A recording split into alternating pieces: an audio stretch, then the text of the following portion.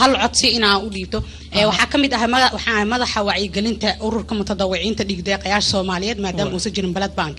waxaan u gargaarnaa ama dhiiga u raadinaa hooyooyin umulo ama dhiig baxa u dhinto sida ognahana qaraxyo badan dhaco loo baahdo dhiig badan ma jirto dakhli soo galo ururka dhalinyarada is xil saartay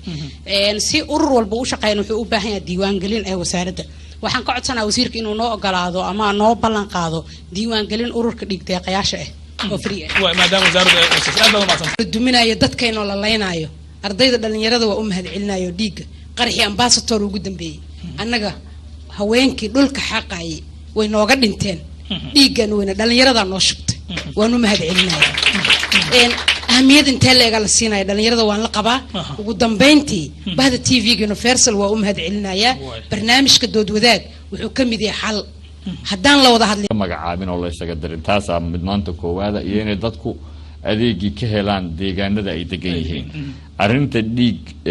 deeqda dhiiga runtii waa idinka mahad celinaynaa maxaan ku idhaa wax badan bulshada marka la kulmo sidoo kale la isugu yimaado wax badan laga bartaa dad badan la bartaa ma ogeyn arintaas inay jirto laakiin waa dhiirigelinaynaa diiwaangelinta waa la idin sameeynayaa bisharuud laan wasaaradda maada maxaan ku idhaa application-kiina iyo barnaamijkiina la imaada iyadoon wax fiican la idinka qaadaynin ayaa la idin diiwaangelinayaa wixii kale la idinku saacidi karana diyaaran lanahay mar walba waana soo dhaweynaynaa runtii inaad dhalinyaro nooca u abaabulinay jirto